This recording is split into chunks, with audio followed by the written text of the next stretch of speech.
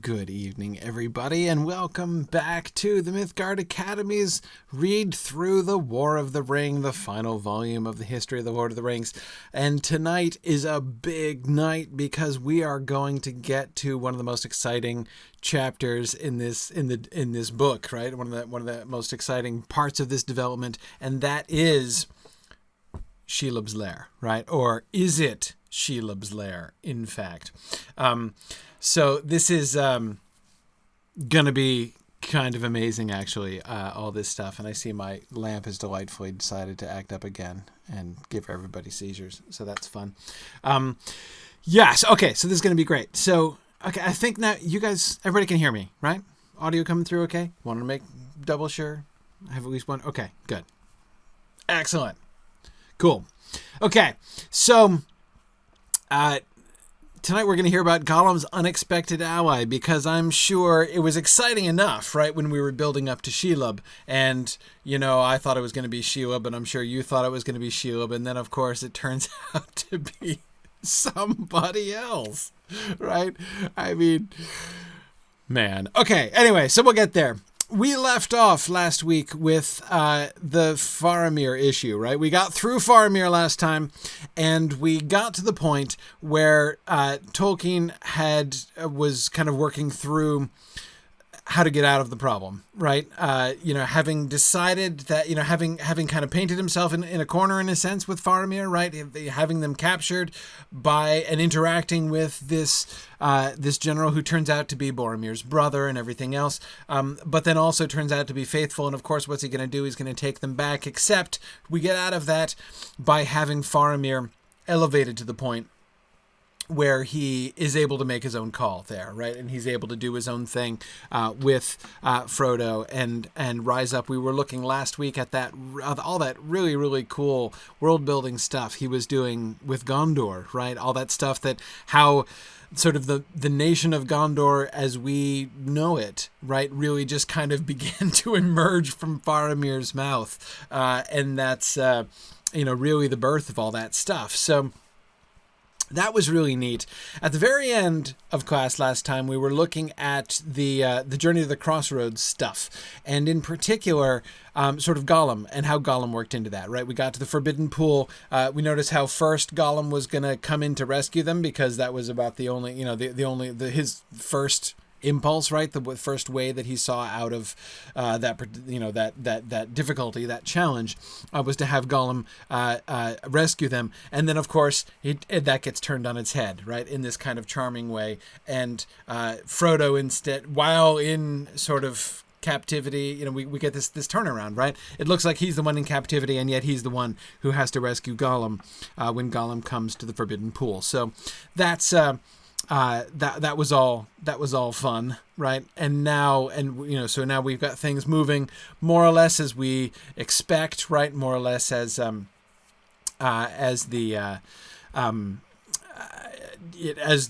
published text goes. So we're going to jump back into the Crossroads here. One of the things, again, I was really interested in, and it's again clearer and clearer, right, as we continue through. One of the things that we've been focusing on a lot, that I think we see Tolkien focusing on a lot, especially ever since the Black Gate, right? We've seen him working on geography and all that kind of thing, but the main thing one of the main threads, I think, in this whole section is the dynamics between the three-way dynamics, right? Between Frodo, Sam, and Gollum. How does that work? How does the whole Gollum situation work, and how does he relate to the others? And that is one of the things that is going to be of really central importance as we finally get to the point of the betrayal, which is substantially delayed, right, compared to the earlier version of that. And I was really grateful that Christopher gave us at the beginning of the Cirith Ungol passage that long reprinting, right, of that older description, that first projected outline in which Gollum betrays Frodo to the spiders. Frodo gets attacked and poisoned by the spiders in his sleep, remember, and then Frodo is left trying to figure out what to do. The orcs come because Gollum runs to fetch them, right? Having seen that things haven't worked out as he hoped that they would, he runs to fetch the orcs and comes back with the orcs, and they take Frodo away. So anyway, so we're gonna return here now to see how this relationship develops, and it's I have to say that some of these things, I think, in reading these drafts actually kind of changes some of the ways in which I read the published text, actually, but we'll see some of this. Okay, so we're leaving Henethanoon now. Gollum agreed to this, and the travelers turned back from the road, but Gollum would not rest on the ground in the open woodland. After some search, he chose a large dark ilex with great branches springing together high up from a great bole like a giant pillar. It grew at the foot of a small bank, leaning a little westward. From the bank, Gollum leaped with ease, with ease upon the trunk, climbing like a cat and scrambling up into its branches. The hobbits climbed only with the help of Sam's rope, and in that task Gollum would not help. He would not lay a finger on the elven rope. The great branches, springing almost from the same point, made a wide bowl, and here they managed to find some sort of comfort. It grew deep dark under the great canopy of the tree. They could not see the sky or any star. We could sleep snug and safe here if it wasn't for this dratted Gollum, thought Sam. Whether he was really as forgiving as he claimed or not, Gollum at least had no fear of his companions, and curled up like some tree animal, and soon went to sleep, or seemed to. But the hobbits did not trust... but the hobbit did not... sorry, I think I have another typo here. Did not trust 1 hour's sleep each. All the while Gollum did not stir. Whether the nice fish had given him strength to last for a bit, or what not else, he did not go out to hunt. Shortly before midnight he woke up suddenly, and they saw his pale eyes unlidded, staring in the darkness. Okay. Yeah, Jennifer, they have come a long way from being suspicious of sleeping in buildings over 1 story high, right? And of course we remember Sam's reticence to sleep up on the flat, right? And this, of course, is significantly worse than sleeping in a flat, right? That at least was a legitimate platform, right? Whereas this is just in the crux of the tree up there at the top. This description of them climbing the tree is interesting. I mean, this, of course, is one thing. It's not quite like that in the text. It's not an ilex that they sleep in. It's a holm oak, as I recall, right, in the published text. But they do sleep up in a tree still in the published text. So that concept is there. We have the alluding back to the elvish rope here, right, which we don't get in the published text again. Once Sam coils his rope back up, we almost never get a reference to it again. Sam does cut a length from it in order to make a belt for Frodo later on, but I don't recall any other reference to his elvish rope after the incident with tying Gollum up with it, right?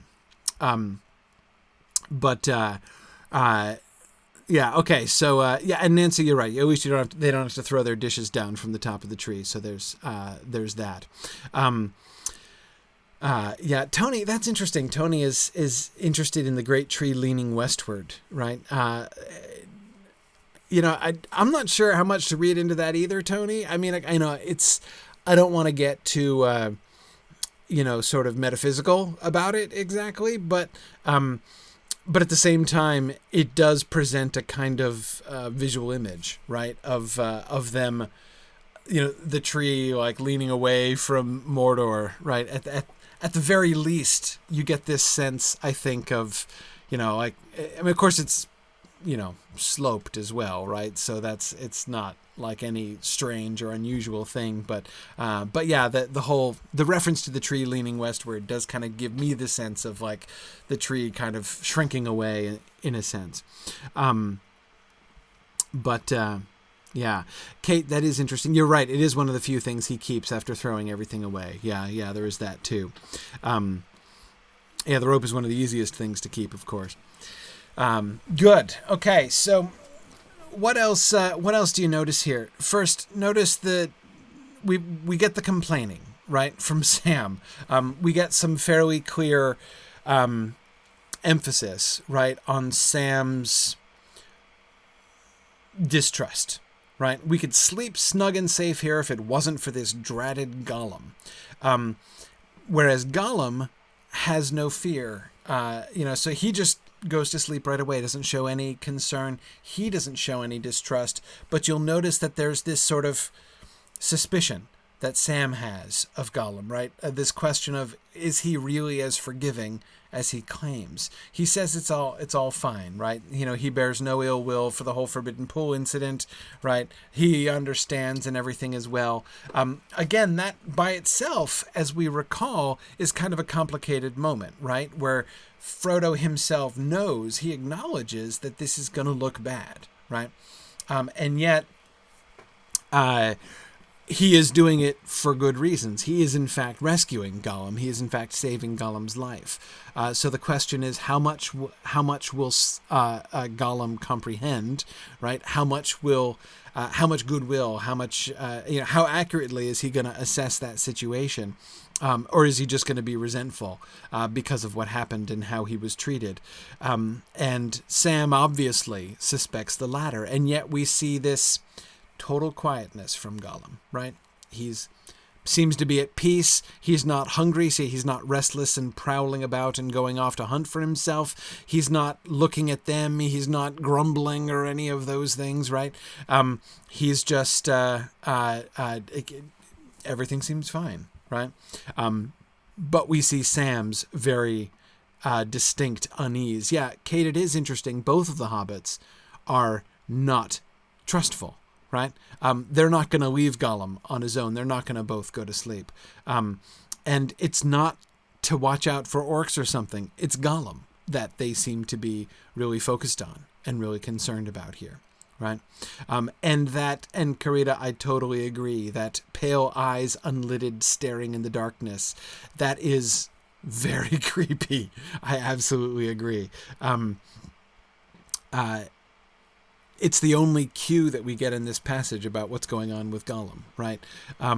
That he wakes up and there's Gollum's eyes just staring at him in the darkness. And we're not told what's behind those eyes, right? But yeah, so then we get the advent of a meteorological effect, right? They were steadily climbing. Looking back, they could see now the roof of the forests they had left, lying like a huge dense shadow spread out under the sky. The air seemed heavy, no longer fresh and clear, and the stars were blurred, and when towards the end of the night the moon climbed slowly above Efelduath, it was ringed about with a sickly yellow glare. They went on until the sky above the approaching mountains began to grow pale. Gollum seemed to know well enough where he was. He stood for a moment, nose upward and sniffing. He beckoned them. Beckoning to them, he hurried forward. Following him wearily, they began to climb a great hogback of land. The initial descriptions, this passage comes right after we just described thunder being heard off in the distance, right? It seems, now, Christopher... This is another one of the... Okay, this isn't one of those places where I think that I just disagree with Christopher Tolkien's reading. He has that note around here where he says in his own commentary, so it might sound like the darkness from Mordor grew out of this, description of a storm that he seems to be having here. And that, the idea kind of came to him as he's describing this storm. And he's like, but that's not true. He's right. He points to the fact that this concept of darkness from Mordor was already there.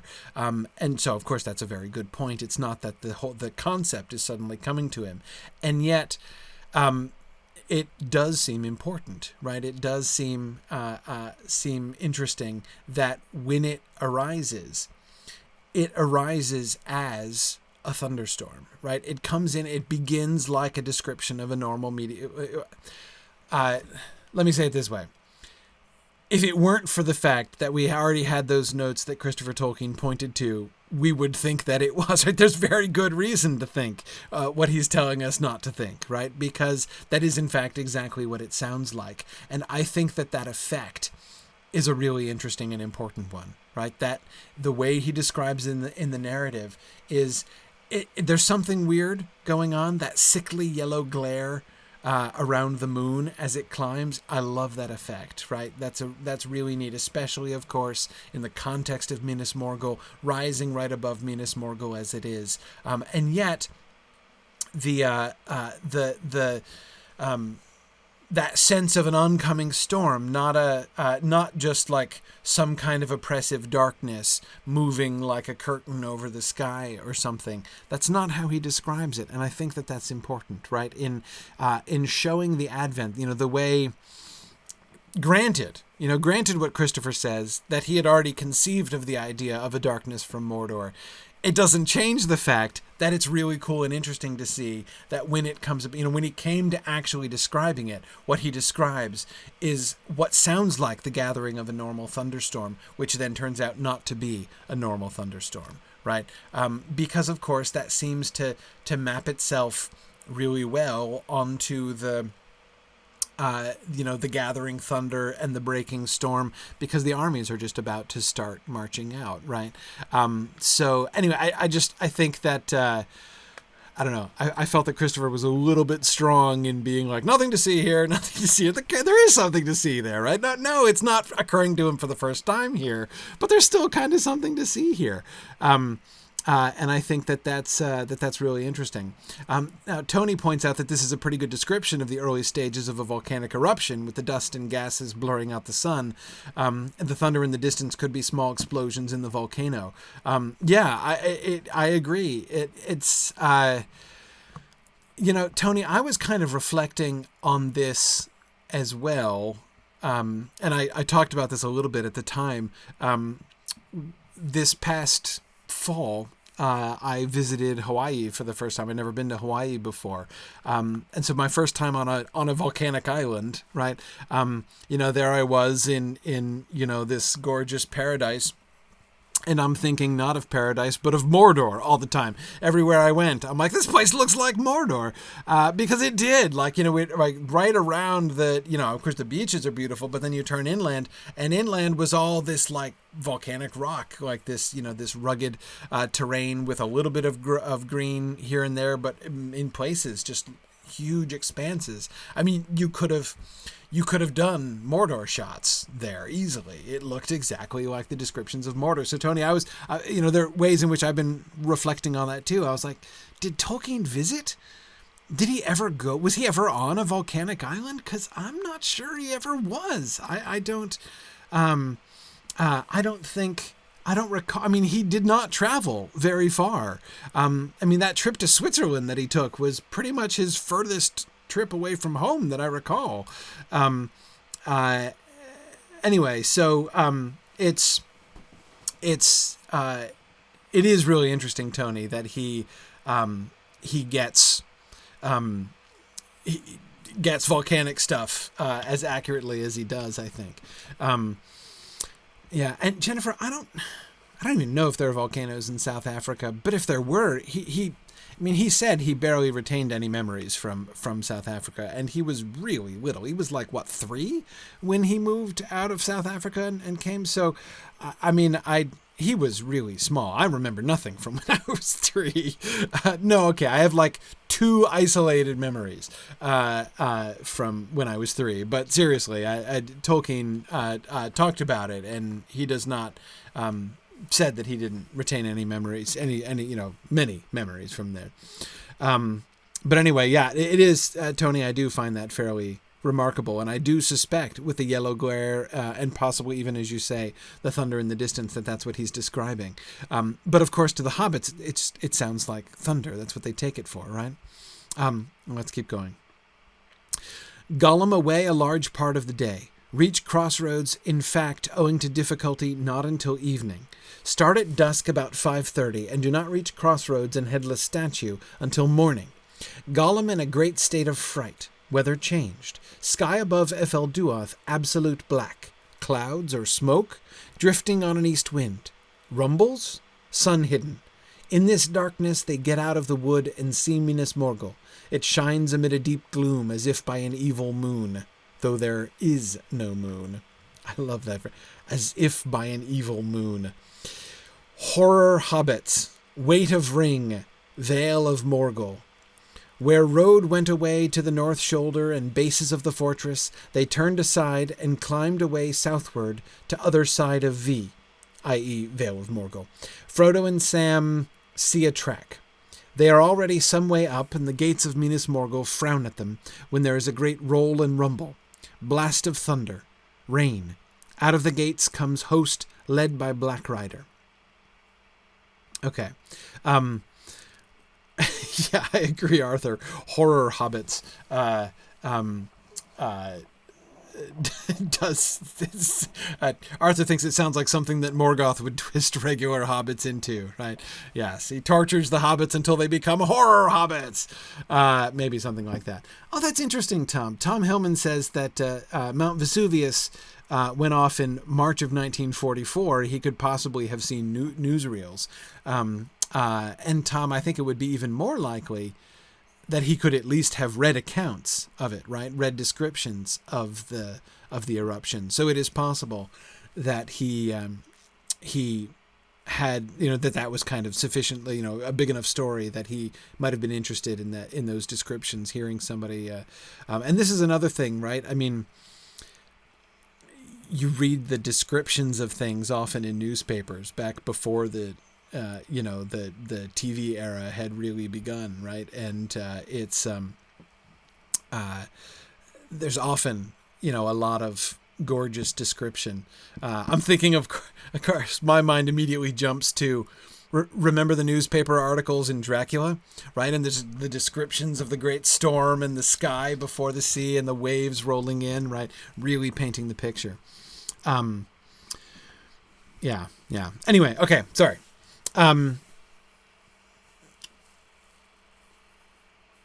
So notice that, however, besides all of this volcano stuff, which I think clearly the volcano stuff is happening, there also seems to be genuine thunder, right? At least, blast of thunder followed by rain, right, comes in. So that certainly does suggest that there's some actual stuff going on here.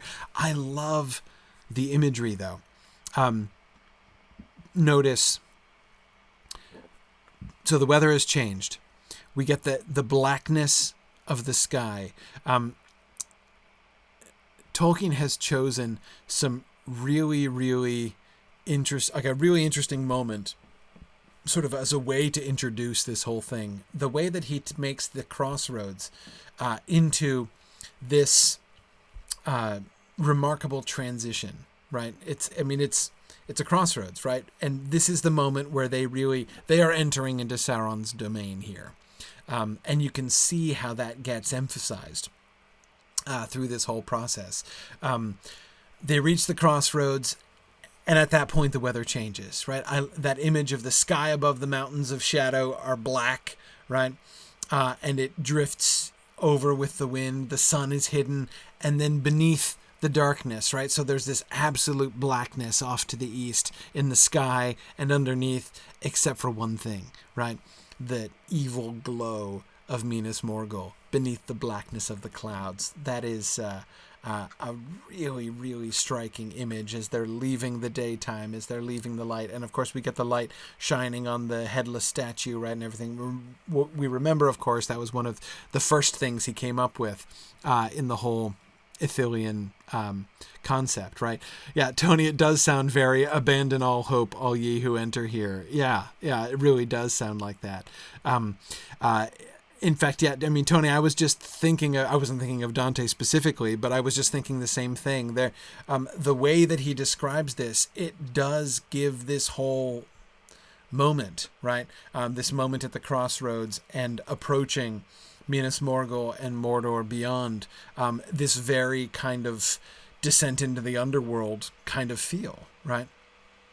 With the way that this is, in addition to, it's not just going into the darkness and into the unknown, right? I mean, it's that as well, but it's also this like going forward into the teeth of the storm as well. Yeah. And Mike, I agree. It is interesting that Minas Morgul is glow in the dark rather than dark, right? Because you're right, light is almost always a good thing in Tolkien. Can anybody else think of any other examples of evil light? Is a question that Mike Moore was just asking, and I think it's a really good question. Evil light in Tolkien. Gollum's eyes, the pale light of Gollum's eyes, the pale light that surrounds the Morgul blade in the hand of the Ringwraith as seen by Frodo with the ring on.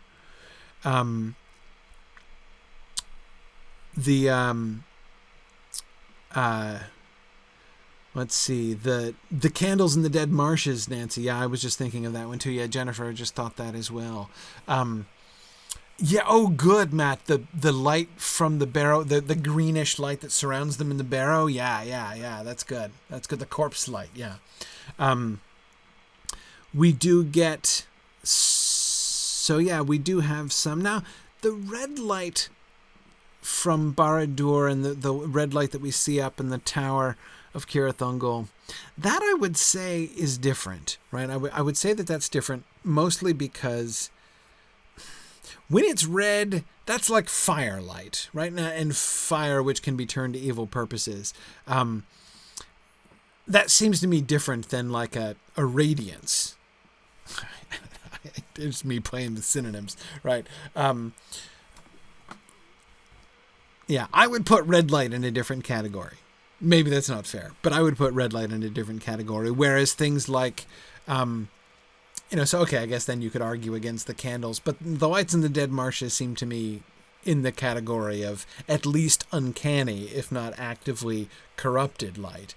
The barrow light is a great example. The light from Gollum's eyes, which is, they're not just, they don't just reflect light, they emit light. Again, remember the description in The Hobbit as Bilbo is running up the path behind him and he can see the light of he can see the tunnel in front of them from behind Gollum, right? Because of the light that's shining out from his head. Now, several people are referring to the unlight from Ungoliant, but that's not an example of this. The unlight is darkness, right? She takes the light and she turns it into an unlight, but it is not a light. It is an unlight.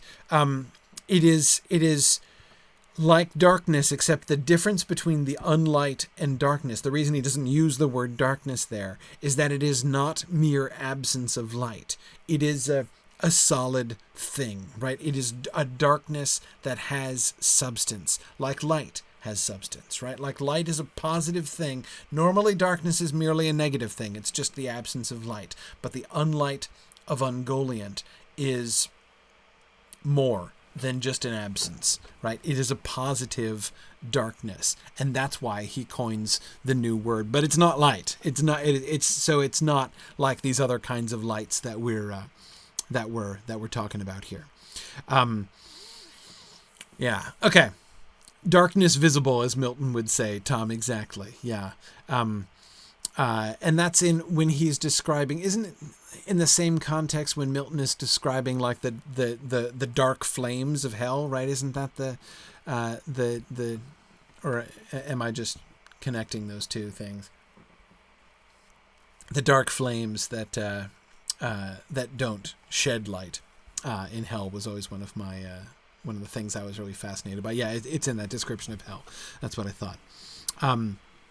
Okay, yeah. Anyway, all right. So this is really cool, and the host comes out right here. The other thing I would just notice briefly is Gollum in a great state of fright, right? Trying to understand the context here. That is, Gollum is cowed. The Gollum's fright seems to be perfectly genuine, right? He seems to be terrified by the onset of the storm, both metaphorical and literal onset of the storm, right?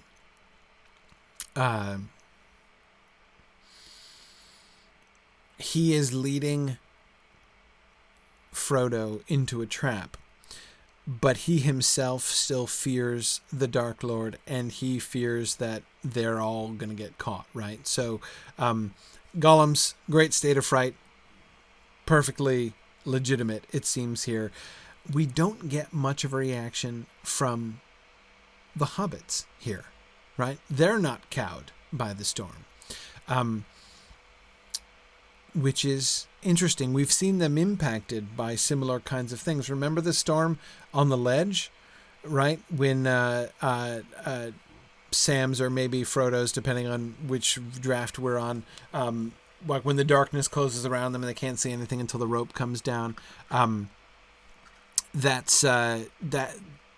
Even that storm seems to kind of impact them more here. The lack of a sort of a negative reaction by the hobbits is kind of interesting to me here. Okay. When he returns, he says they ought to start. Hobbits think something has worried him, or something. They are suspicious, but have to agree. The early evening, changed to afternoon, is threatening and overcast. At evening they come to the crossroads in a wood. Sun goes down blood-red in west over Osgiliath. Terrible darkness begins. This, of course, you see, is another, as we recall, is another draft of this stuff, as we see, of course, Tolkien reworking this, and of course we see that one of the things he's reworking is the timing and the chronology. Of course, we know that Tolkien has been sort of struggling to regularize the chronology of all this stuff as we go along. Anyway, okay, darkness came early to the silent woods, and before the fall of night they halted, weary, for they had walked 7 leagues or more from Hennethanoon. Frodo lay and slept away the night on the deep mold beneath an ancient tree. Sam beside him was more uneasy. He woke many times, but there was never a sign of Gollum, who had slipped off as soon as the others had settled to rest. Whether he had slept by himself in some hole nearby, or had wandered restlessly prowling through the night, he did not say, but he returned with the first glimmer of light and roused his companions. "Must get up, yes, they must," he says. "Long ways to go still, south and east. Hobbits must make haste." That day passed much the same as the day before had done, except that the silence seemed deeper. The air grew heavy, and it began to be stifling under the trees. It felt as if thunder was brewing. Gollum often paused, sniffing the air, and then would mutter to himself and urge them to greater speed. Now we're told, Tolkien mentions more explicitly, and this is one of the parts that I found sort of interesting. Frodo and Sam are more explicitly suspicious of Gollum in this stage, right? Between Hennethanoon and Cirith Ungol. It seemed to me that we got more explicit references to their suspiciousness, even his hastening them, right? The hurry that he's in. Why is he in such a hurry? And in the published text, the sense, or at least the conclusion I've always drawn, is that he knew that things were gathering, right? He could sense that things were in motion, and he wants to get past Minas Morgul before anybody emerges, right? Before anything happens, as he feels like things are about to happen. But here, his haste itself is suspicious, right? What does he do? Where has he gone? Why is he away this whole time, right? And Sam is explicitly suspicious of Gollum's absence, right? And I think we have every reason to believe Gollum has gone and connected with the spiders, right, while they have been resting. And he is hurrying them along because the spiders are waiting, right? And he's trying to spring the trap as he's coordinated it. Yeah, very good. Let me just pause for 1 second. I see some people in the Twitch chat who are confused. So if you're watching on Twitch, you're welcome to watch on Twitch. You will hear me interacting with other people, the people with whom I am watching the Twitch chat. So if you ask a question there, I may see it. But if you want to participate with everybody else, the place to do that is in the GoToWebinar session that I'm also using. If you go to mythgard.org and go to the Academy section, you'll see the page for the War of the Ring class, and on there is a link to register for the webinar, and you could get in and join us from there. So that should all be there. Just good to remind people every once in a while how this works and not assume everybody is familiar with this process. Okay. Well, let's move forward because I want to get to Cirith Ungol because Cirith Ungol is pretty awesome. I really enjoy Tolkien or Christopher's giving us Tolkien's letters on this. And of course, these are letters that I was familiar with, of course, in the context of Tolkien's published letters, but it's really fun to think about them now, in this moment, right? Now that we've been looking really carefully at this text and how the text is unfolding, we have this sort of new insight into these letters, right? Because we know what he's referring to here. So here's Tolkien saying, I've taken advantage of a bitter cold grey week to write, but struck a sticky patch. All that I had sketched or written before proved of little use. At times, motives, etc. have all changed. However, at last with very great labour, and some neglect of other duties, I have now written or nearly written all the matter up to the capture of Frodo in the high pass on the very brink of Mordor. Now I must go back to the other folk, and try to bring things to the final crash with some speed. Do you think Shelob is a good name for a monstrous spider creature? It is, of course, only she plus lob equals spider, but written as one, it seems to be quite noisome. That was always my favourite line from that letter. It seems to be quite noisome. Adding to this, the letter on the following day, Monday 22nd May, he said, It was a wretched cold day yesterday, Sunday. I worked very hard at my chapter. It is most exhausting work, especially as the climax approaches and one has to keep the pitch up. No easy level will do, and there are all sorts of minor problems of plot and mechanism. I wrote and tore up and rewrote most of it a good many times, but I was rewarded this morning as both CSL and CW, C.S. Lewis and Charles Williams, of course, thought it an admirable performance, and the latest chapters the best so far. Gollum continues to develop into a most intriguing character. All right. So thinking about this, one thing that I would point to is he says that he's hit a sticky patch, right? This is really difficult. So on the one hand, we can see the differences between Tolkien's reflections on the Cirith Ungol passage compared to, say, the chapter on the Ents, which you remember, it's easy to say that thing wrote itself, but the way in which almost in one go, right? Like the first existing manuscript that we have of the Treebeard chapter is almost identical word for word with the published text. Like the whole thing just came right away and scarcely needed a single bit of revision, right? And apparently that has not been the case with the Cirith Ungol passage. So the question is, where does the problem lie? What was he struggling with exactly? And as we're going to see, what he struggles with most here, and seems to be struggling with seems to be kind of bothering him increasingly, are the logistics, right? As we're going to see, one of the big issues that he's finally going to have to resolve is how does the pass go, right? He had originally said there's one stair, and then there's the tunnel, and then there's another stair, and then there's the pass up at the top, right? And he's gonna change his mind about that as things emerge. But I think that if we approach this thing, if we hear him say this, oh man, this was really hard, right? This was exhausting to try to write instead of being smooth and fluid and easy. If we think of the passage as labored itself, I think it gives us a false impression, right? Instead, what seems to be happening, the difficulties that Tolkien is running into is not the creation process, right? It's not the discovery of the story. He's discovering the story.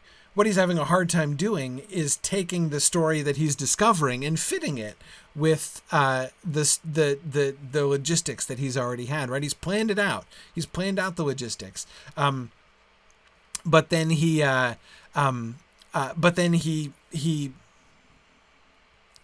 needs to make it fit, right?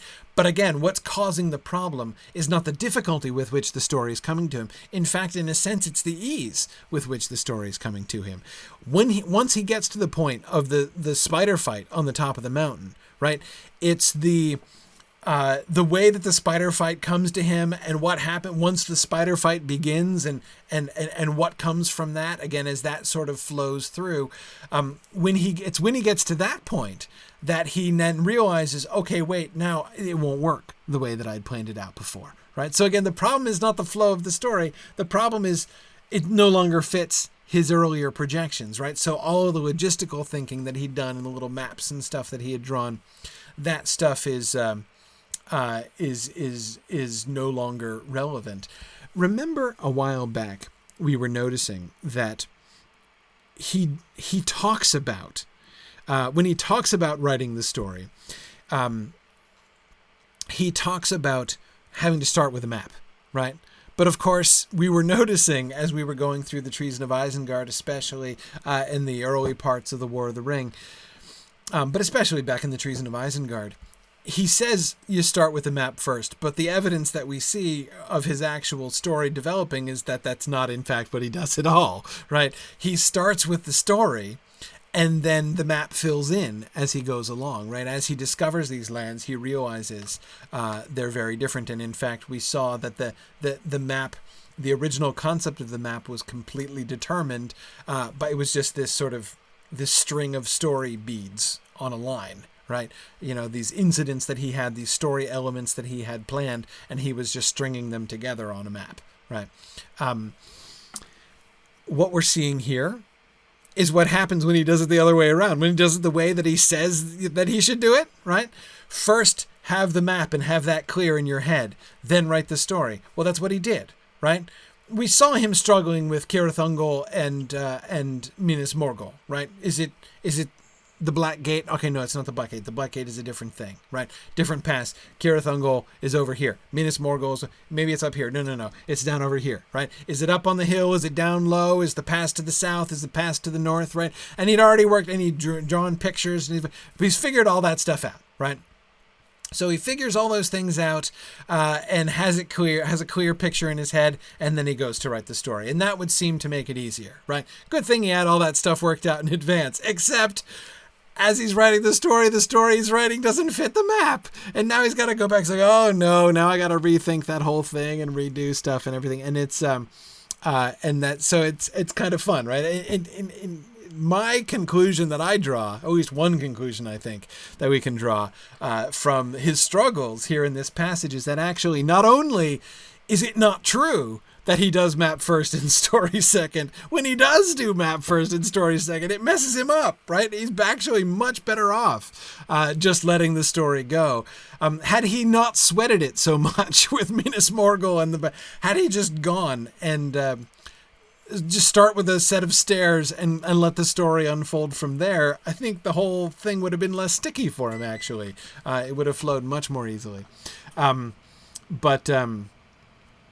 Yeah. Okay, anyway, let's go on. So up the stairs we go.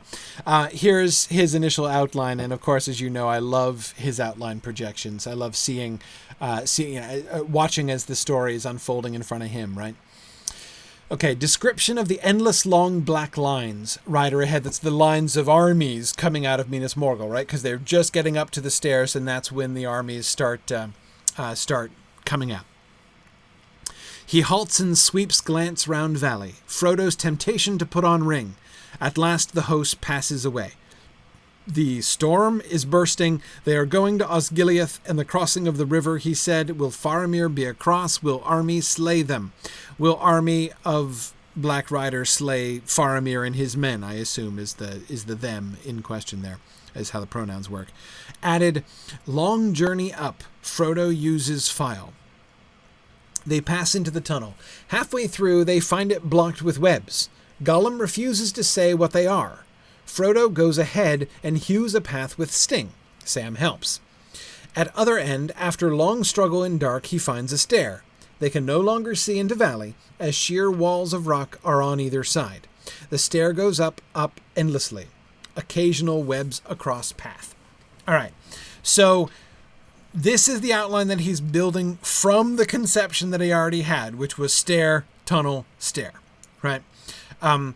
And notice the main difference between the stairs, the two sets of stairs here, as we're describing, is that one of them is one of them is overlooking the cliff, right? So they're actually looking down on the valley, and there's a sheer drop on the side of the steps. And then after they pass through the tunnel, they're inside. There's walls on both sides of the stairs. Notice how there are more webs on those stairs, and I completely agree with Christopher Tolkien's interpretation that he mentions in a note later on, that the implication here seems to, because remember, this place is lousy with spiders, or there are spiders everywhere, and that was always the initial conception. Cirith Ungol, when it was the main pass into Mordor, was full of giant spiders. So this is still in the full of giant spiders. The solitary great spider has not yet emerged, literally or figuratively, right? So, the implication is that we have this, or as Christopher Tolkien says quite memorably, the whole pass is alive with spiders, right? Which is a super creepy way of describing it.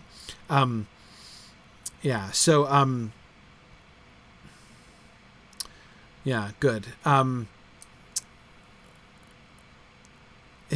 All right. Now, Arthur is wondering if they're climbing single file. Oh, man, Arthur. Anyway, but thank you, Arthur, for reminding me about the file, because that's one of the things that I thought was really interesting here in that moment there.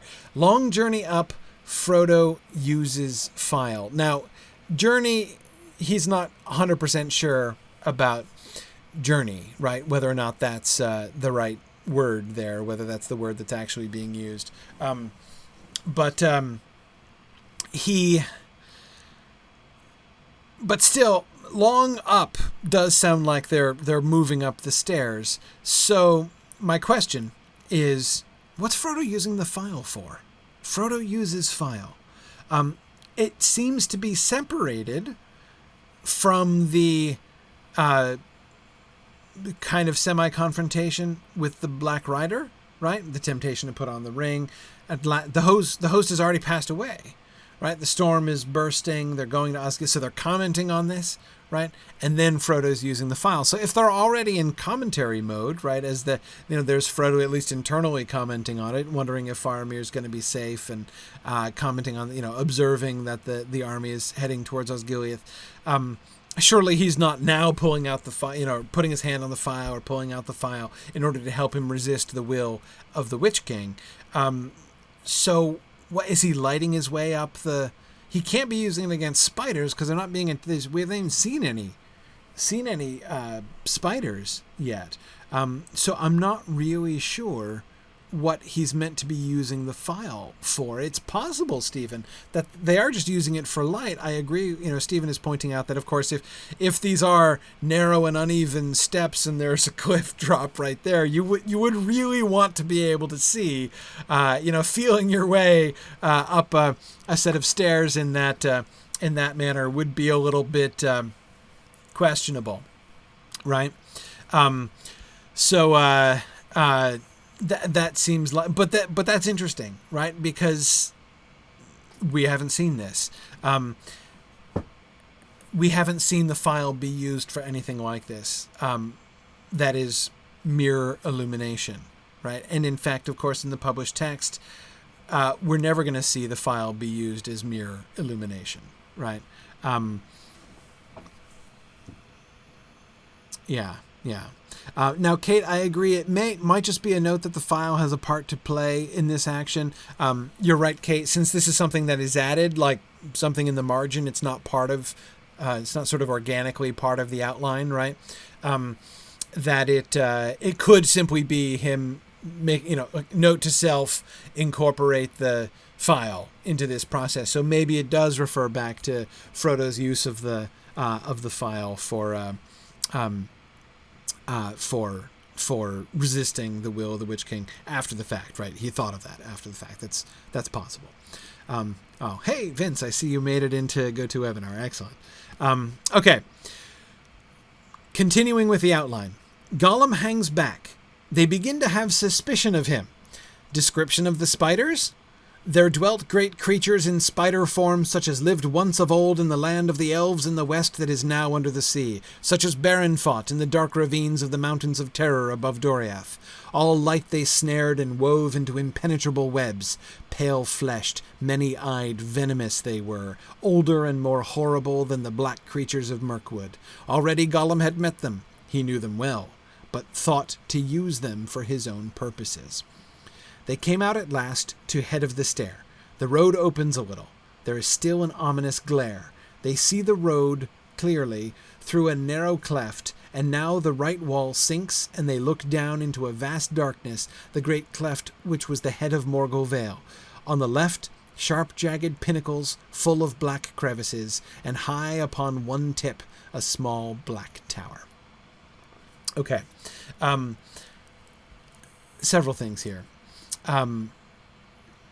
Yeah, Terra points out that it seems a little late in the day to begin to be suspicious of Gollum, and we've seen them already be suspicious. In fact, as I said, I would argue a little even more suspicious than they are in the published text. So yeah, I certainly take that to mean suspicious that he is in the midst of betraying them here, like that this is the betrayal. Betrayal currently in progress, going on. That he's acting particularly dodgy. The way he's hanging back, right? No, you guys go first. This will be good, right? By the way, I love this. We've seen this kind of thing so many times in Tolkien's outlines, right? Where he starts jotting an outline down and then the thing grows, right? And he ends up doing the full thing instead of just outlining it. But this is the first time I remember him sort of cueing himself, right? Description of the spiders, maybe like this, right? And then the prose rolls out, right? Should I describe the spiders? Yeah, here it comes. There dwelt great creatures in spider form, such as lived once of old. And you can hear it, right? It's there age long she had dwelt, right? That's the same. We get the same kind of tone and sort of syntax and feeling there in this prose that we get in the parallel passage in the published text. And Kate, you can't keep the Beren and Luthien tale out, right? We get these explicit references to Beren here. Notice, of course, we have no conversation on the steps of Cirith Ungol yet. No hint of Sam's recollection of that moment, right? Those two things. The moment when they stop on the stairs of Cirith Ungol in the published text, of course, hugely important moment, right? Both the conversation between Frodo and Sam, really important conversation that they have, and then, very importantly, the interaction with Gollum, right? That moment of tenderness and near repentance from Gollum, Sam waking up out of sleep and yelling at him, right? Tolkien will later in his letters identify that this is the moment of no return, right? When Gollum pulls back and responds to Sam's rebuke in that moment, that's the moment when that's the moment when Gollum's soul is lost, right? There's no turning back from. That was his last chance. He almost turned up to that moment. He could still repent. He could still come back to the light and repent of his betrayal and turn away from evil. After this, he can't. So huge moment, right? In the text, not there yet. Neither of them there yet, and that's of course one of the things that I am most keenly looking at, right, when we read this, how that grows. Well, we're not going to get to it. I'm sure I'm not going to get to it tonight. By the way, of course, as you'll notice, the Cirith Ungol chapter is enormous in this book, and not only is it long, it's really cool and it's really substantial. I have no aspirations to get more than halfway through that chapter tonight, actually, but we'll carry on. Anyway, okay. Notice, however, about this description. He's not recycling, right? As far as relationship to the Silmarillion, the spiders, they are not Silmarillion spiders recycled, right? These are the same spiders. They are spiders such as the ones that Beren fought in the dark ravines of the mountains of Terror above Doriath, right? These are descendants of Ungoliant explicitly, right? Her name is not mentioned here, but all light they snared and wove into impenetrable webs. That very Ungoliant-ish tactic, right, of absorbing light, taking light, and weaving the light into webs of darkness, right? That is, we see these spiders do that. And so their connection with Ungoliant is very clear. And yeah, good. Yeah, Yana, it is interesting that we do get the parallel to Sting being used in action for the first time in The Hobbit, right? Yeah, with the cutting of the webs, right? That's the first time he threatens Gollum with it, right? But we know that his fight with that spider was a major turning point in his career, right? And it is for Frodo and them here too. And Kate, yes, these spiders are more than the Mirkwood spiders. The Mirkwood spiders were like a recycling of the Silmarillion spiders. They were a memory of those spiders that Beren fought, right? These are not a memory. These are explicitly an upgrade. These are the same spiders, in fact. Yeah. And Bruce, you were right. Ungoliant is in fact named in the published text. In the published text, it calls in the published text, the narrator calls Shelob the last child of Ungoliant to trouble the unhappy world. So, yes.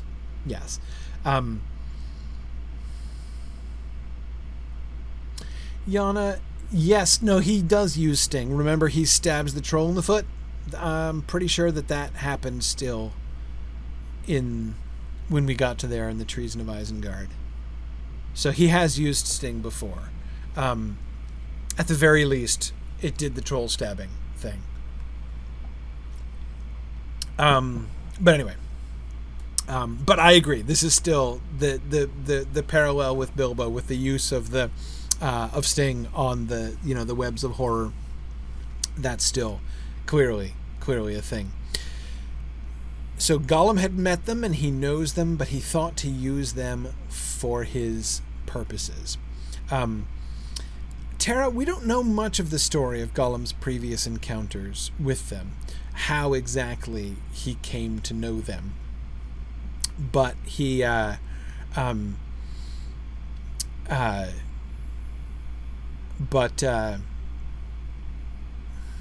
but he's said to know them well. And that's been part of the story from the beginning. I almost got the impression, no, I think there was a reference still to him being actively in collusion with the spiders, even in that early draft, even in that early outline. The story foreseen from Lorien, right, that part. I think that was true even then. Although when the action was described, he seemed to be a little bit less actively involved with them. That is, it was about getting the hobbits to go in, knowing that the spiders, like setting them up for attack by the spiders, and then trying to take advantage of the attack, right? Rather than, him actually meeting with the spiders and them formulating a plan together, which now seems to be very clearly the case. He is in conversation with them. He presumably has sneaked away to touch base with them right on that night when he was away and they were suspicious. Terra, we don't know if they speak like the Mirkwood spiders. We're not told exactly how he communicates with them. All we know is that he'd met them and knows them well, so I'm not really sure what that implies about their communication forms exactly. Or if they're, speaking in verbal language really at all. I don't know. That second paragraph, the ominous glare, Stephen, I agree that it is interesting. A glare, not a glow, right? I think that it's a glare, not a glow, because the glare is from the sky, I think that glare is a Mount Doom glare, as opposed to the glow, which is the glow, a Minas Morgul glow, right? I think. I might be wrong about that, but I think so. But anyway, this sort of terrain description, right? They see the road clearly through a narrow cleft. Now the right wall sinks, and they look down into a vast darkness. The great cleft, which was the head of Morgul Vale. On the left, sharp, jagged pinnacles full of black crevices, and high upon one tip, a small black tower. This outline is, as I recall, Christopher saying this is the first time we clearly get the Tower of Cirith as a separate thing and a thing up on the cliff, up on the pass, right? So we remember him trying to decide whether Minas Morgul was down in the valley or up on the top of the pass, right? And he's now decided no, there should be a tower in both places. Anyway,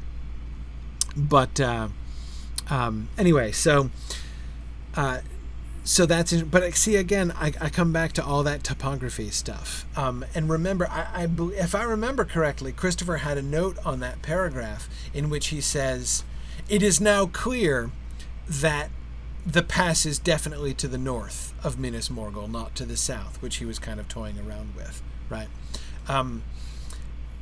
Yes, it is now clear that it's on the north.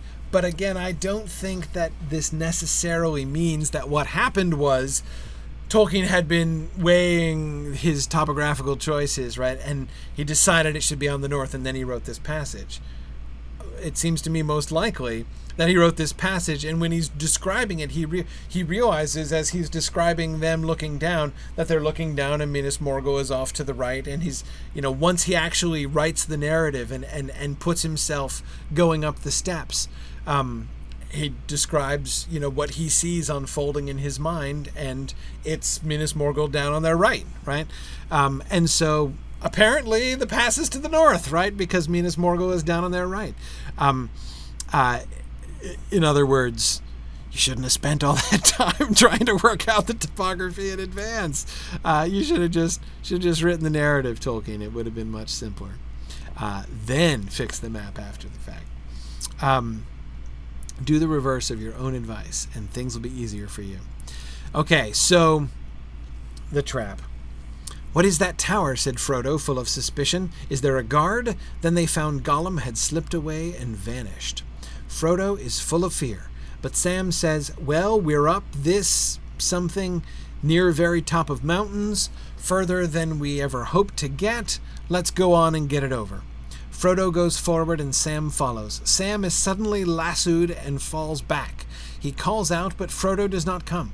He struggles up and falls again. Something is round his feet. Slashes himself free in a fury of rage. Frodo, master, he cries, and then sees the great spider that has attacked him. He lunges forward, but the creature makes off. Then he sees that there are a great number about, issuing out of the crevices, but they are all hurrying forward along the road, taking no further notice of him. This is kind of fascinating, right? So, okay. Notice the elements here. The first element is the separation of Frodo and Sam, right? The one thing that he sees very clearly, Sam gets separated, and he gets separated by being grabbed and held. But notice, the trap is all about Frodo. From the spider's point of view, it's all about Frodo. Here's this swarm of giant spiders, which sounds really terrifying, actually. There are a great number issuing out of the crevices, but they are all hurrying forward along the road, taking no further notice of him. So here's Sam with giant spiders passing him, right? And just descending on Frodo from all around. It is possible that they're doing this because this was the plan, right? That is, they talked to Gollum, right? And Gollum told him, okay, there's going to be two of them. I want you to make sure you I mean, is that the point? Or is it rather something, Craig, like you're suggesting? Could they feel the ring, right? Are they focusing on Frodo because he seems the obvious target, that they are they're drawn to the ring that he carries? Do they even understand? Are they doing it on purpose? Is there some and if so, why? Right? What's there? But we know why Gollum is betraying them. He's hoping to be able to get the ring from Frodo when Frodo is captured by the spiders. But is that the spiders' plan? Yeah, Tony and Jennifer are both thinking about the Starglass, right? Who has the Starglass at this point? In this outline, I don't think we've been given any indication that it's not Frodo, right? Frodo's the one who had it, and I don't think we've seen him hand it off at any point yet. So it is possible that it's the Starglass that they're wanting to go, that the Starglass is food, right? They want the light, they want to consume the light of the Starglass. That seems one reason not related to the ring, one good non-ring candidate, right, for them to be converging on Frodo here, possibly.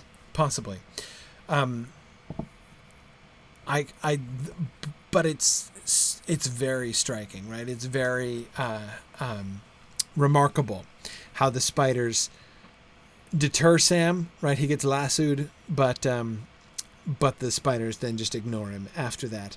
Now, I agree, Terra, that lassoed seems like a very un-Tolkien word. One thing I would say, I can't imagine he uses that word in the text, right? This is an outline. This is a set of notes for himself.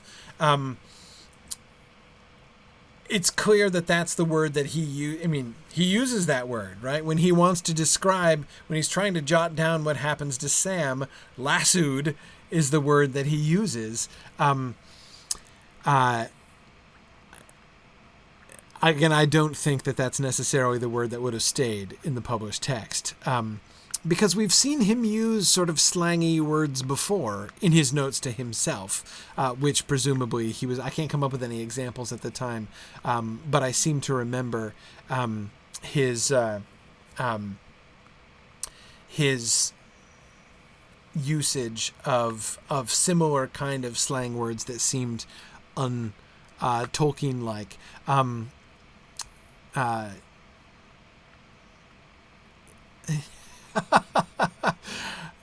Varmint.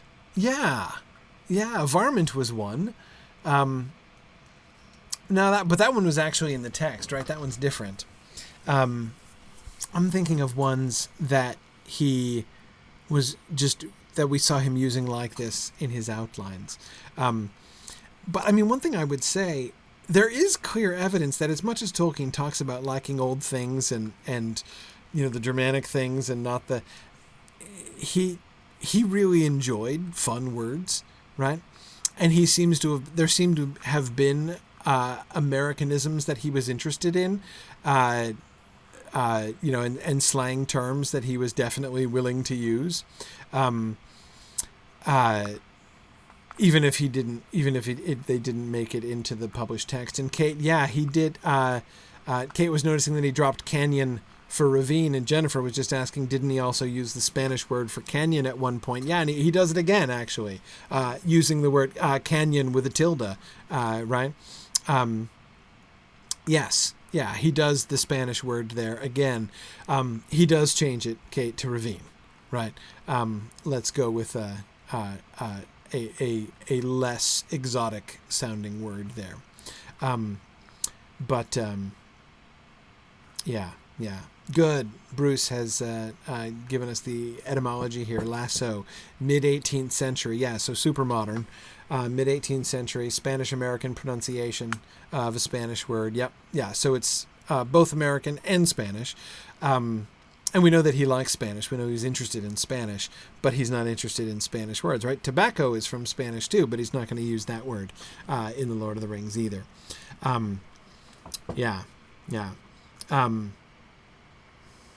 Yeah, I agree, Stephen. He's not completely opposed to newer words. Obviously, there are many new words or sort of new kind of contrivances that he does not like. There are some words whose side he is very much not on, right? But that doesn't mean that he is not interested in or amused by modern words. Anyway, okay, let's keep going. Right.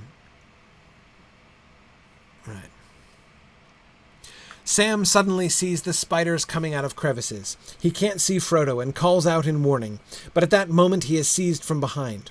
This is, of course, a revision from the outline, and we see that the cowboy spider that roped him gets immediately replaced. No, this needs to be Gollum. So again, think about this in the context of the development of that relationship. We've seen Sam being suspicious of Gollum all along, right? And now, in this moment, all of his suspicions come to fruition, right? He was right all along. Here, Gollum proves himself a varmint, like Sam always said he was. Okay. At the moment he is seized from behind, he can't draw a sword. Gollum trips him and he falls. Gollum tries to get at Sam's sword. Sam has long fight and eventually gets hand on his stave and deals Gollum a blow. This is, of course, still kind of outline-ish, right? He's not writing the full text. Gollum wriggles aside and only gets a whack across his hands. He lets go. Sam is aiming another blow at him when he springs away and, going like lightning, disappears into a crevice. Sam rushes forward to find Frodo. He is too late. There are great spiders round him. Sam draws sword and fights, but they don't seem to heed it. I love that. They don't even notice Sam, right? Sam charges boldly up and they just ignore him. Then he found Sting lying by Frodo's outstretched arm. 2 or 3 dead spiders by him. He seizes Sting and drives off the spiders. Frodo lying as if dead. Spiders have stung him. He is pale as death. Sam uses file. Reminds Sam of his vision in the mirror of Galadriel. All efforts to rouse his master fail. He can hear or feel no heartbeat. He is dead. Sam falls first into senseless rage against Gollum, beating the stones and shouting at him to come out and fight. Then into a black despair of grief. How long he sat there, he never knew. He came out of this black trance to find Frodo still just as he had left him, but now greenish in hue, a horrible dead look with a something. Sam remembers he himself had said that he had a job to do, wonders if it has come to him now. He takes the file and Sting and buckles belt. Sam the two-sworded, he says grimly, prays for strength to fight and avenge Frodo. At that moment he would have marched straight to death, straight to the very eye of Barad-dûr.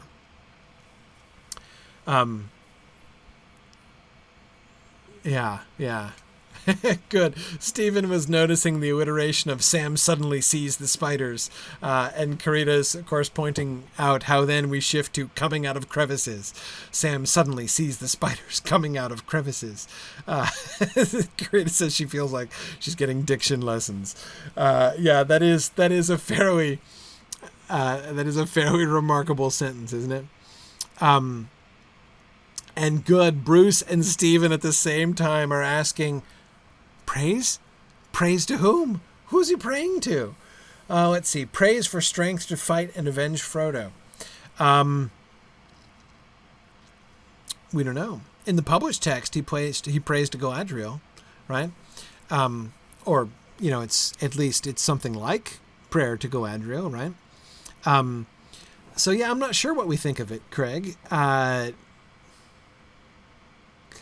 We don't really get enough detail there to work on it, to be able to draw any conclusions there about specifically whom Sam would be praying to. Jennifer says the same person Barliman asks to save him. Maybe. Craig,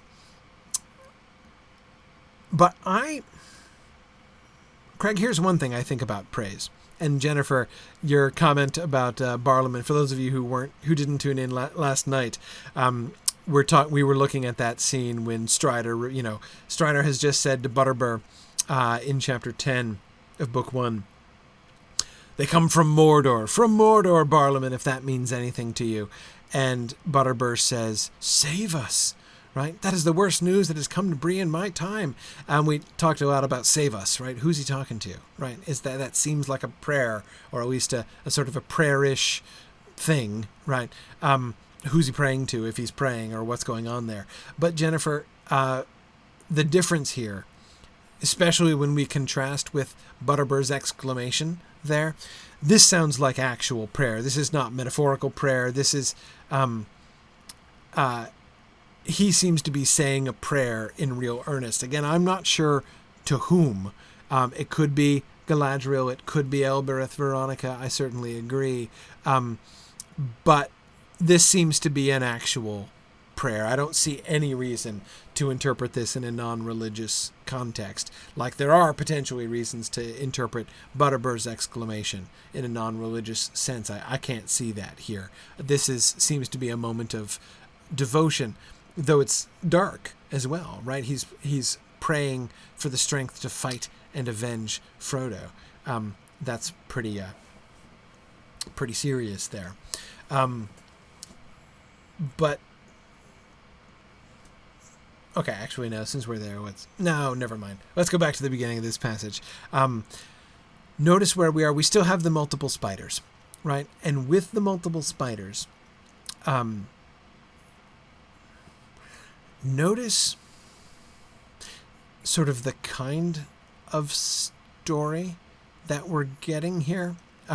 Let me explain more what I mean by that. Look at first Sam and then Frodo. Like, what is going on here?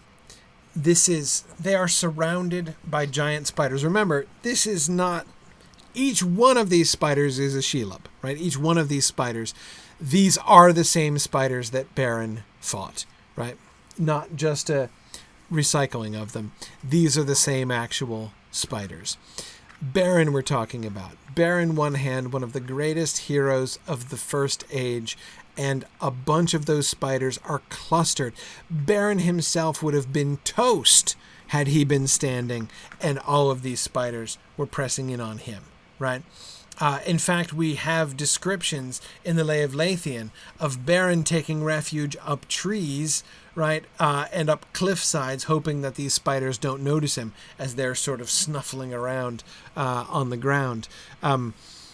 These spiders are a really big deal, right? And having put these multiple big deal spiders here in this pass, he has first Frodo brought to bay, fighting the spiders off. There are 2 or 3 dead spiders. So Frodo has killed 2 or 3 Shelobs with sting, right?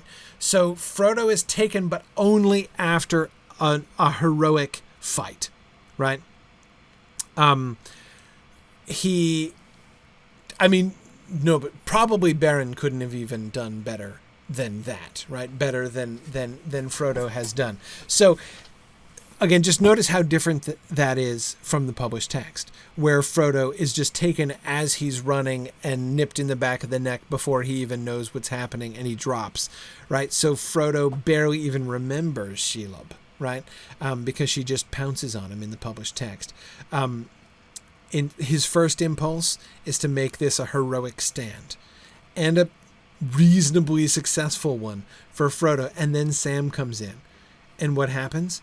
Right? Sam, then it makes sense that the spiders ignore him at first, right? He comes in with his sword and he's like, have at you, right? And they're just like, his sword is bouncing off them, and they don't even look at him. They're just completely ignoring him. Then he picks up Sting, and then he scatters them, right? He seizes Sting and drives off the spiders. Now, again, this is an outline. We don't know exactly how that's going to go, but dang, he just shoos them away with Sting, right? With Sting in the hands of Sam, the spiders run from him. Now, Yana, I agree with you. The more you think about this, the less sense that makes, right? I mean, neither Sam nor Frodo really is actually more physically powerful than Beren, right? That's not okay, right? That's, that can't really happen. So totally understandable that he's going to end up changing that, but just fascinating that this is the initial impulse, right? That he wants this to be a heroic moment, not only for Sam, but for Frodo as well, right? But then we get the foreshadowing, right? Or rather the fulfillment of the foreshadowing, which it was not at all obvious he saw coming at the time of the Mirror of Galadriel. Soon after that, right? But not necessarily at the time. The vision of Frodo that Sam sees in the mirror. Frodo lying dead. But then he remembers that he himself had said that he had a job to do. When Sam says that back at the beginning, now I'm not slipping a cog, am I? Sam did say that back in a fairly early draft, as I recall, right? Of way back in the Return of the Shadow. We had Sam saying that he has a job to do and he has to see it through. And there was as yet no clue or hint that there's no suggestion that Tolkien knew what that job was that Sam had, right?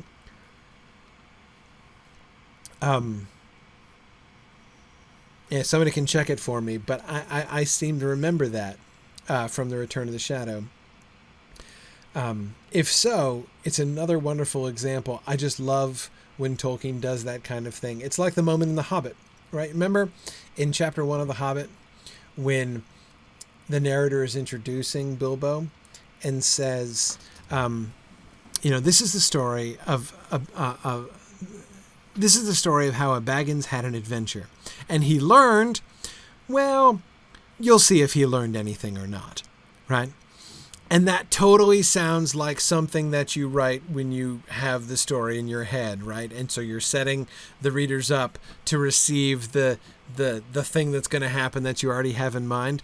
But the awesome thing when you look at it is that you can see in the first draft it's there in the first draft, right? When Tolkien hadn't any idea what Bilbo was going to learn, right? So when he said, when Tolkien wrote that line, you'll see if he learns anything or not. He's doing it completely on faith. He has no idea himself what Bilbo's going to learn. And I love it when he does that.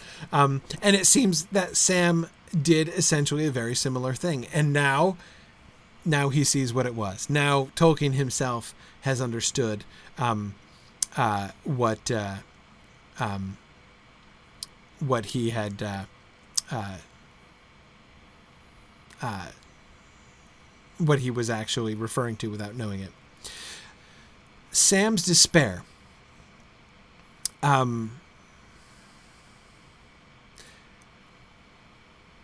He is seeking death. He would have marched straight to death, straight to the very eye of Barad-dûr. The choice that we see Sam initially making here is between rage and despair. That's his first impulses, right? His first impulse is rage. His second impulse is a black despair of grief. And we see those two things still at war in that last paragraph too. Praying for the strength to fight and avenge Frodo, and then being prepared to march straight to death. Again, rage and despair. Those are the issues for Sam here from the beginning. It'll get a little bit more complicated, right? But that we can see to be the impact from the beginning. Looking how Gollum's role is changing. Remember, of course, Gollum going and betraying Frodo and Sam to the orcs and actively recruiting the assistance of the orcs. Now, orcs have captured Gollum. All his little plan of getting Frodo tied up by spiders has gone wrong. They are driving Gollum, the orcs are, right?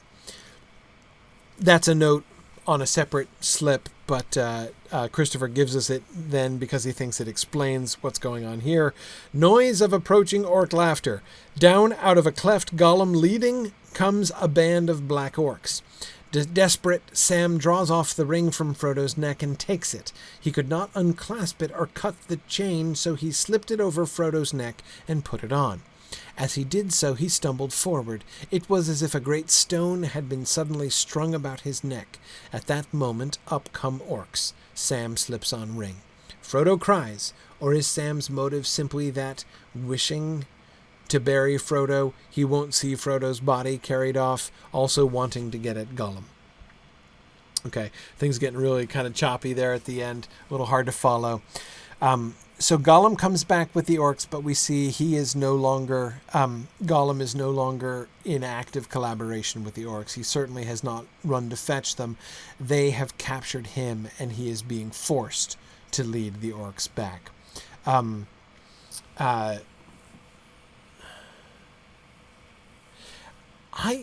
Arthur, I also admit to being a little bit confused about the business about the chain.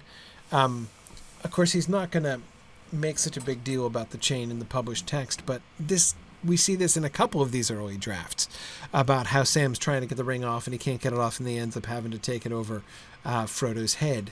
I agree, it seems to me a little bit strange too, Arthur. Why would you think of cutting the chain with what? You know, he's not going to pair shears with him, right? With a knife? Is that what he's thinking? With a sword? Yeah, why would you cut a necklace off of somebody's neck with a sword or something? If it was big enough just to slide it over his head, I agree. Why is that not plan A? It doesn't make much sense to me either. But the business about Sam crying out when the ring is taken over his head, right? As the ring is being removed, he sort of cries out. Yeah, Marilyn is asking what the orcs want with Gollum at this point. That's not clear. Well, guidance. I'm guessing, just based on what we see from Gollum and thinking of other stories, my guess here is that the orcs have captured Gollum, and he is guiding them to where Frodo and Sam are, just to save his own life, essentially. They're going to kill him, and he convinces them not to kill him because he can lead them to the spies that they're looking for, right? I say speaking of other stories, or thinking of other stories, because of course you may notice what that story makes me think of, right? That story makes me think of Meme, right? The dwarf. It seems to me like a kind of meme-ish moment for Gollum here. It might not be right, but that's what it makes me think of. I love that business about the stumbling forward as if a great stone had been suddenly strung about his neck, right? Yeah, good. Okay. Another view of Sam's choice. Make Sam sit long by Frodo all through night. Hold file up and see him elvish fair, torn by not knowing what to do. He lays Frodo out and folds his hands, mithril coat, file in his hand, sting at side. So we see Frodo being arranged for burial, first and foremost, right? And notice this is before he's taken the ring. This is before anything happens. Remember, in the published text, Sam makes his decision about what to do first, and then he kind of lays Frodo out, right? Here, his only thought is laying Frodo out. Then he's got to decide what to do, right? But again, notice how that's already a change. At first, in the first outline, the main thing about Sam's choice was which reaction is he having, right? Is he reacting in rage or is he reacting in despair? Notice how the time has protracted, right? He sits by the body of Frodo all through. He has a lot of time to think, and the emphasis is almost entirely on what is Sam, not just Sam's immediate emotional reaction, right? As time goes on, what's he gonna do? What is he deciding to do? Okay, tries to go on and finish job. Can't force himself to. How to die soon. Thinks of jumping over brink, but might as well try to do something. Crack of doom? Reluctantly as it seems, a theft in a way, he takes ring. Goes forward on the path in a violent sorrow and despair. In margin, red dawn. But cannot drag himself away from... Remember, red dawn? Okay, right, we're going to cut that out. We're going to put that in our cutting drawer, right? Because that we might want to pull the Red Dawn out again in a future chapter, because we should totally hang on to that one. Anyway, okay. But cannot drag himself away from Frodo. Turns back, resolved to lie down by Frodo till death comes. Then he sees Gollum come and paw him. He gives a start and runs back, but orcs come out and Gollum bolts. Orcs pick up Frodo and carry him off. Sam plods after them. Sam puts on ring. It seems to have grown in might and power. It weighs down his hand, but he can see with terrible clearness, even through the rocks. He can see every crevice filled with spiders. He can understand orc speech, but the ring does not confer courage on Sam.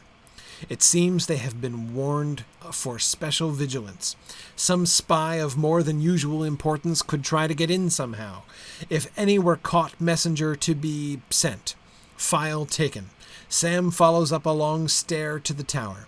He can see all plain below, the Black Gate and Ithilien and Gorgoroth and Mount Doom. Okay.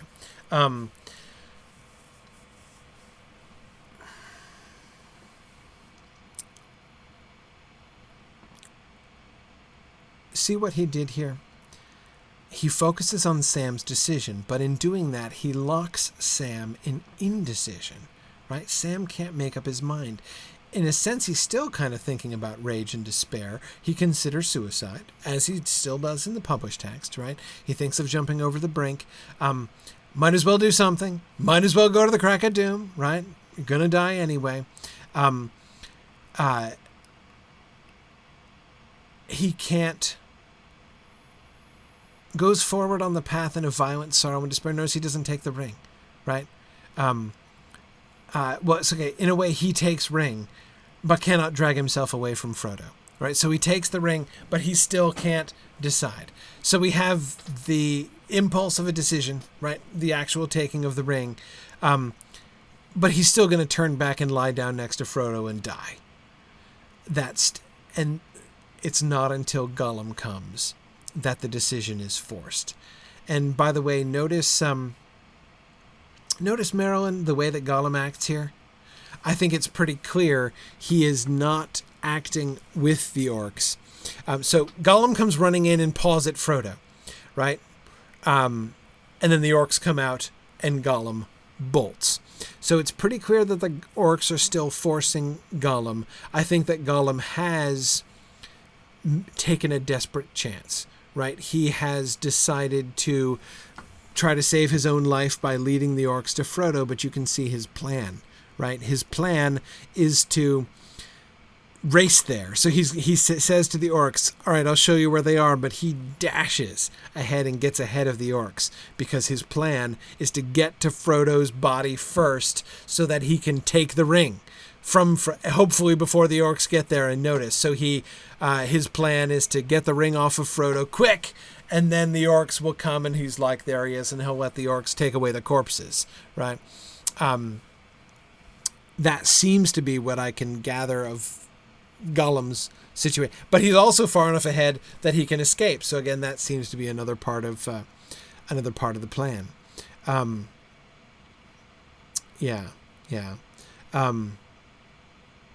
Yeah, very good. Okay, so the power of the ring here, right? Sam puts on the ring and he can see through the rocks, right? He can see everything. He not only can understand the speech of the evil creatures, he can see the evil creatures even through the rocks. He can see every crevice filled with spiders. There's another delightful image for you, Karita, right? Amazing. And Terra, it is X-ray vision, right? He does suddenly sort of look like Superman here, but I don't think it's just X-ray vision. It seems that it's not just that he can see through rocks in general. He can see the spiders where they are, right? Despite the rocks that are in between him and them. I don't know that he necessarily just gains the power to see through rocks in general, but rather can perceive evil creatures because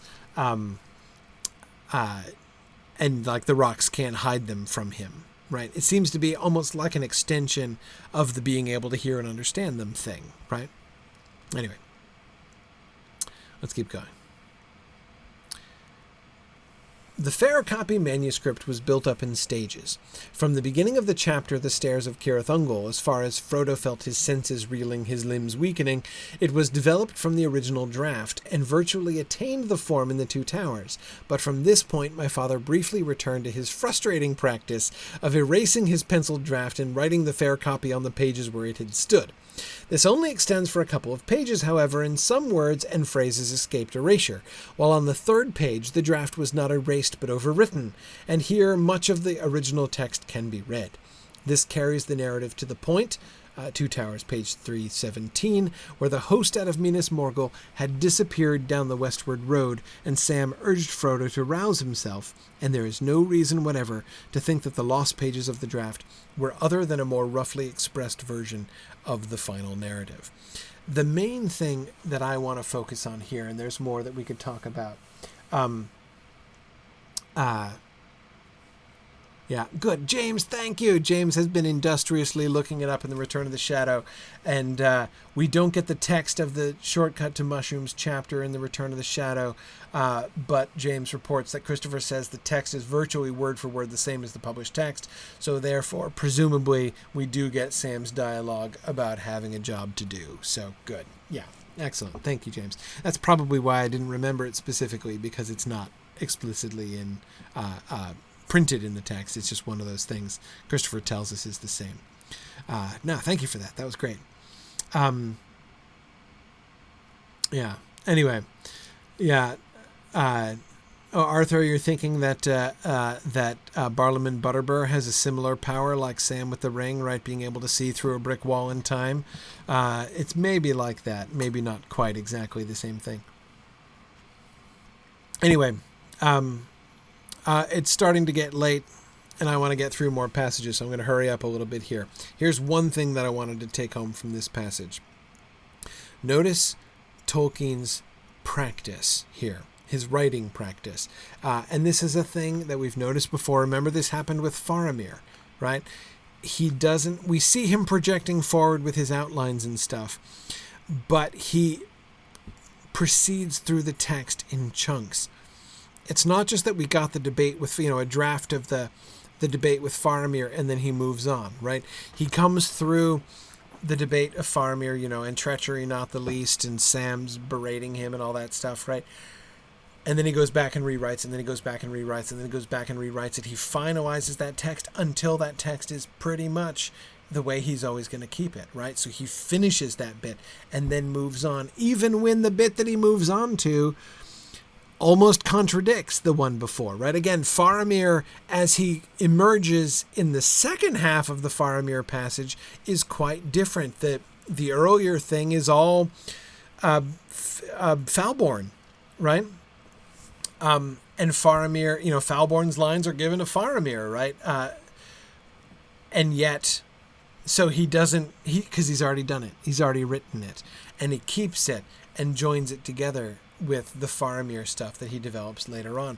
But it's one of those things that we see, because of the way he'll do that, perfect this chunk, and then move on and perfect this next chunk. So we see that happening in the Stairs of Cirith Ungol here as well. And again, this seems to me part of the reason why this whole passage was so sticky for him. All right, let's look at Gollum's betrayal again, a new version of this. A strange odor came out of it, not the odor of decay in the valley below, an odor that the hobbits did not recognize, a repellent taint on the air. Resigning themselves to fear, they passed inside. I kind of like that. Well, we're just going to be afraid, so let's just move forward. Let's be honest with ourselves. Fear is inevitable. It was altogether lightless. After some little time, Sam suddenly tumbled into Gollum ahead of him, and Frodo against Sam. "What's up now?" said Sam. "Brought us to a dead end, have you?" "Dead end? That's good," he muttered. "It about describes it."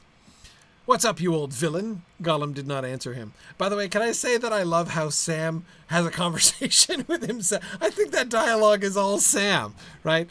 But it is not a conversation between Sam and somebody else. Like, Sam has all the lines. So it's just like, I couldn't help but remember Frodo's line in the published text, right? About how he wishes, like, why didn't they put in more of his talk, Dad? Well, in the original draft, and Sam carries on both halves of the dialogue. So there we go. Yeah. Arthur suggests it was a purely Carathungal joke to call it Dead End. Yeah.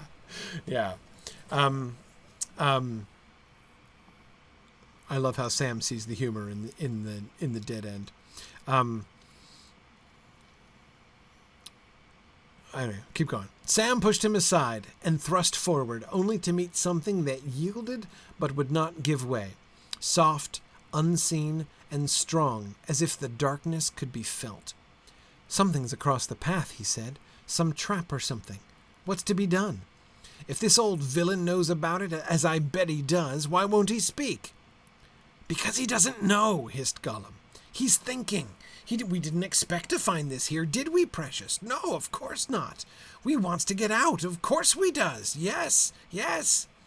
"Stand back," said Frodo, and then suddenly drawing his hand from his bosom, he held aloft the phial of Galadriel.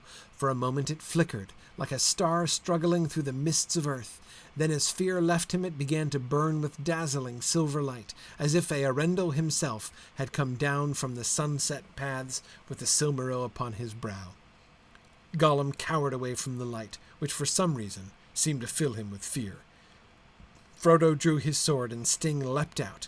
The bright rays of the star glass sparkled upon the blade, but on its edges ran an ominous blue fire, to which at that time Frodo nor Sam gave heed.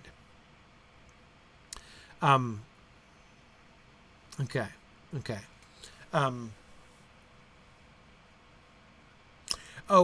Jennifer, struggling through the mists of Earth. The reason he says Earth instead of Middle Earth, I think there, is that Middle Earth is a horizontal distinction. Earth, he's thinking of a vertical distinction. That is, Middle Earth is middle because it's in the middle between the East and West, right? It's the Great Lands in the middle. It's not the far West and it's not the far East. Where the sun, like where the gates of dawn are. It's the Great Lands in the middle of the world. So again, it's Middle Earth is the middle in this sense, right?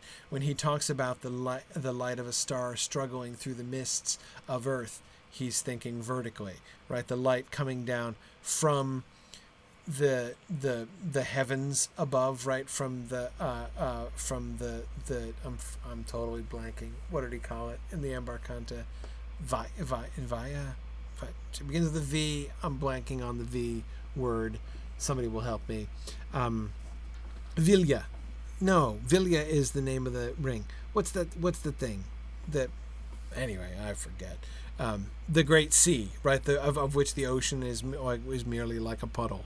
But anyway, so it comes down, but then as it descends through the air of Earth, right? That's where it encounters these mists that give it trouble. So anyway, yeah, there you go. So that's why I think he just says Earth there. Yeah, Mike, that is a really cool observation that the file needs Frodo's courage and takes away Gollum's, right? Yeah, that's really cool. One other thing that I would point to in this, a couple things in this passage. The betrayal is now involved, the betrayal is suspected by Frodo and Sam when they come to the webs across the path. Remember, the webs across the path were there in that original outline. And Frodo chopping through with Sting and Sam helping, right? And then they go up the second stair, and there's still more webs across that occasionally, right?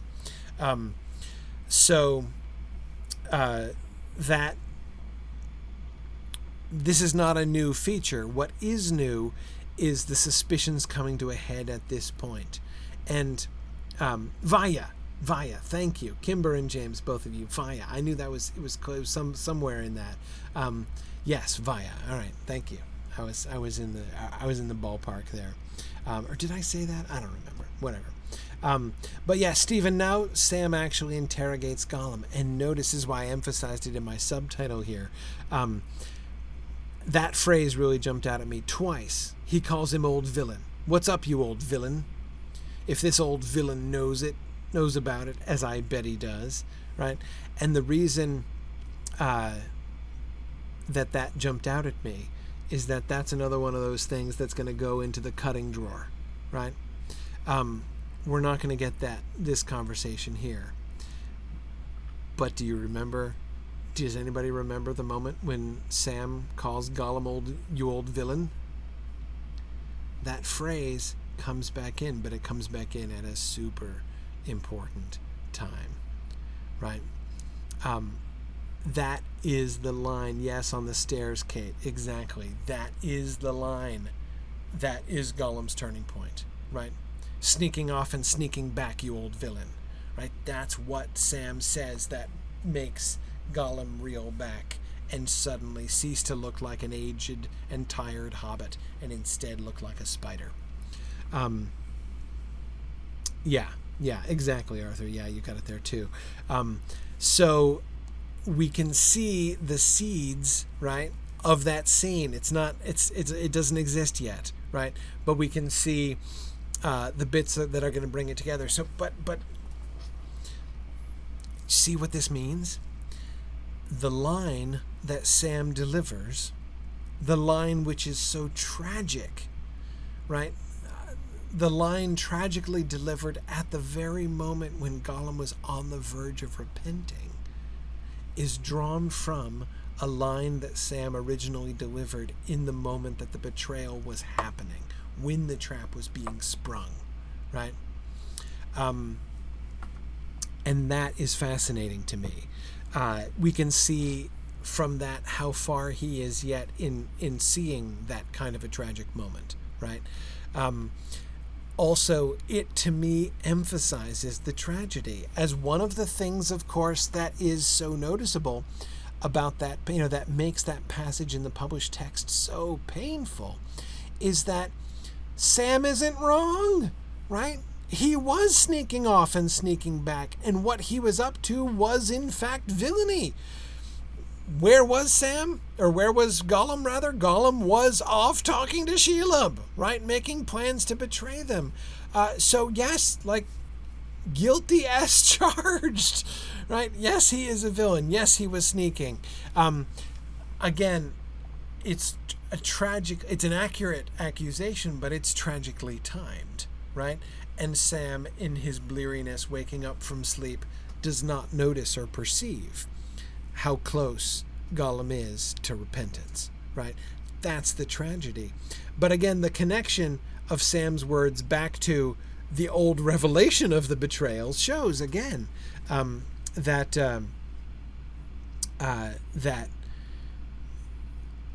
Sam again emphasizes the sort of justification of Sam's words there, right? Okay, so a lot of the rest of that is similar. But what's going on with this?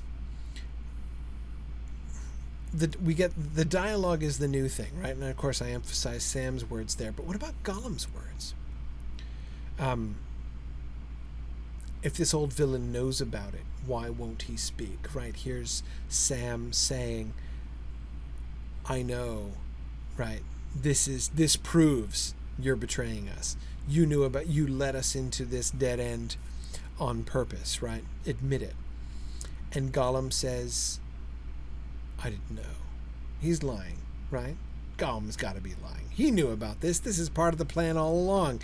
This is the trap that he was leading them into. The spiders are just about to take him, right? Right? No, that's not the story, as we go on to learn.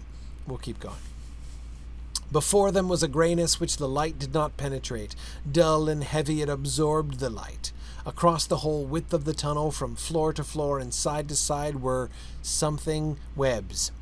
Orderly as the webs of spiders, but far greater, each thread as thick as a great cord. Sam laughed grimly when he saw them. "Cobwebs," he said. "Is that all? Why didn't you speak, Gollum? But I might have guessed for myself. Cobwebs. Mighty big ones, but we'll get at them." And then we get the scene, of course, of Sam trying to cut them with his sword and mostly failing. And notice these are still Ungoliant's brood, right? The light doesn't penetrate it. It absorbs the light explicitly, right? We have much more explicitly Ungoliant-esque language here in the description of the webs. Notice how much this is starting to look like notice how much more this is starting to look like the published text, right? We recognize all this stuff, even though it's quite different in its overall structure, right? This is not the end of the tunnel at the top of the stairs. This is not the only thing that stands between them and escape, between them and the pass, as it's eventually going to be. This seems to be to have an entirely different and somewhat surprising function. Anyway, so let's spring the trap again. At length they came to more webs, and when they had cut through these, the tunnel came to an end. The rock wall opened out and sprang high, and the second stair was before them. Walls on either side towering up to a great height, how high they could not guess, for the sky was hardly less black than the walls, and could only be discerned by an occasional glow and flicker of red on the underside of the clouds. The stair seemed endless, up, up, up. Their knees cracked. Here and there was a web across the way. They were in the very heart of the mountains. Up, up. At last they got to the stairhead. The road opened out. Then all their suspicions of Gollum came to a head. He sprang unexpectedly out of Sam's reach forward, and thrusting Frodo aside, ran out, emitting a shrill sort of whistling cry, such as they had never heard him make before. "Come here, you wretch!" cried Sam, darting after him. Gollum turned once with his eyes glittering, and then vanished quite suddenly into the gloom, and no sign of him could they find. Do you think that Gollum is speaking spider language there? Is that what we're supposed to understand? A sort of whistling cry, such as they had never heard him make before. It could just be like a signal, right? He could be whistling like a kettle boiling over, right? Like Bilbo accused him of doing in The Hobbit. But the uniqueness of this cry, a sort of whistling cry such as they had never heard him make before, is interesting. Right, Mike points out that the Mirkwood spiders sound like kettles too. Hissing like kettles, yeah. Yeah, that's true. So it could be, right? Whistling has been associated with the whistling sounds, that is, have been associated with the spiders before in The Hobbit. Yeah, maybe he's crying out to them in their language here. So that this was Gollum's plan. All along, Gollum's plan was to take them. So the tunnel is not the site of the betrayal, right? There was those walls of webs which they've been cutting their way through, several in the tunnel, and then on a few on the steps on the way up, right? The final steps. Now, at the top, he's going to betray them, and he runs forward with this sort of signal, right?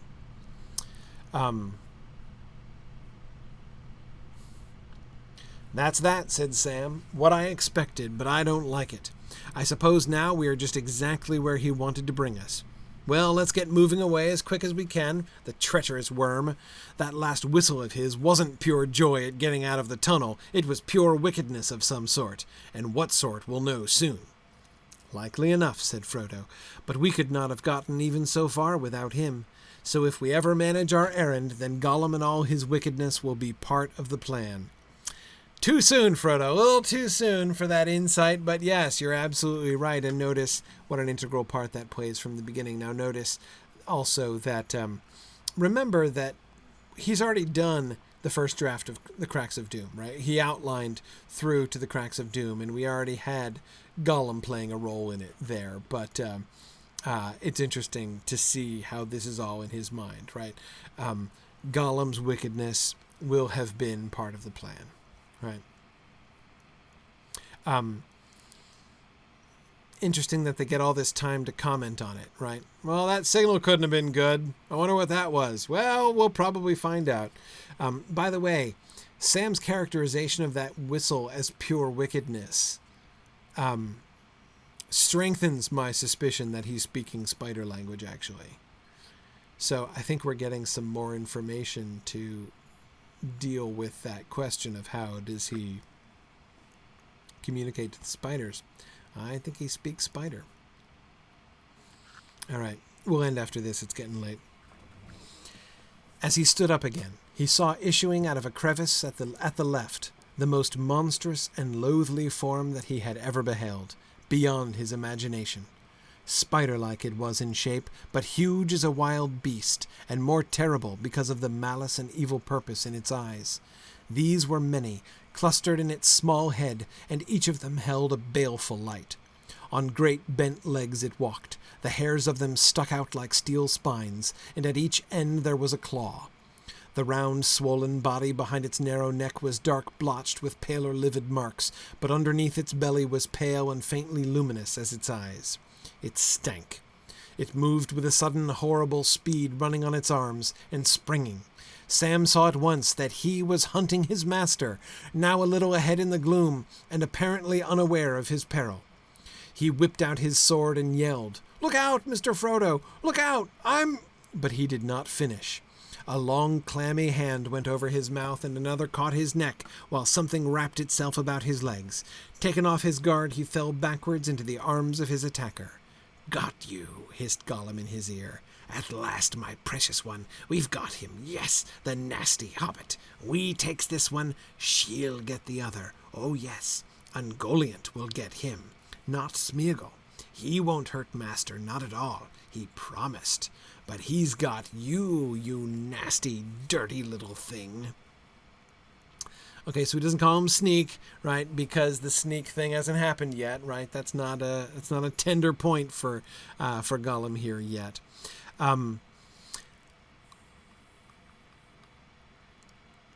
Stephen asks, "Huge as a wild beast. What exactly does that mean? Is it like the size of a hippo?" That's an interesting comparison. Yeah, size of a hippo. That sounds about right. It's certainly not the size of an elephant or, the size of a, building or something like that. I'm going to guess that he was hunting his master. I'm going to guess that's just a mistake. Because Gollum did the she business in his argument with himself earlier on, right? So I think that that's got to be a mistake. I don't think he's contemplating Helob here, though I'm kind of taken by the idea of Helob, right? Because James exactly. He goes on to say she. Gollum says she right away, right? So I think that was a mistake.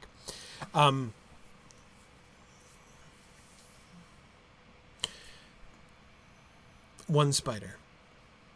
We're not going to have a bunch of spiders. We're going to have one spider, right? When he gets to this scene again, he realizes we're still going to have spider crawling out of the crevice and coming down to ambush Frodo, but it's only going to be one of them.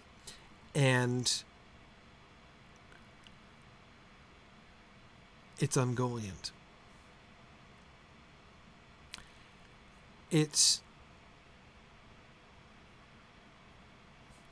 I think it's actually Ungoliant. Tolkien is out of the recycling business, right? I mean, had this been in book 1, right, I'd have said all along, like, okay, clearly he's recycling, right? He's got a perfectly good giant spider there in the Silmarillion. He's going to, with a great name, Ungoliant, right? It sounds really excellent. So he's going to, and you're right, Stephen, he never got around to writing about how Eärendil kills her anyway, right? There were rumors that Eärendil was going to kill Ungoliant, but never actually wrote the story, except actually he kind of does in the Errantry poem. But he changes that, right? So apart from that, we never get the actual killing of Ungoliant. So she's still around, right? Again, this sounds like recycling, but remember, we know that he's not recycling anymore. And not only is he not recycling, he had a reference to Ungoliant, right? In his notes before. The fact that we were the narrator's text, right? Description of the spiders, and he launched into that text, which explicitly recalled Beren fighting them Alf in the West, right? We're not just recycling Silmarillion tropes. He is using the proper nouns. He's alluding to the stories. That there is no question that the firewalls are open, the floodgates are open, the Silmarillion world and the Lord of the Rings world are working together. I can therefore only conclude that he is really suggesting this is actually Ungoliant that is attacking Frodo here.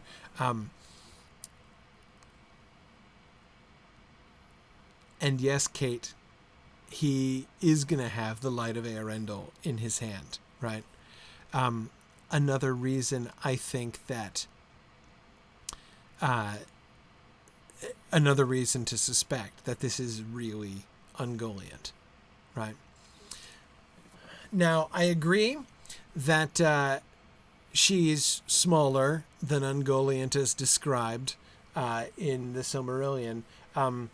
But yes, Yana, I suspect she has shrunk in the absence of light.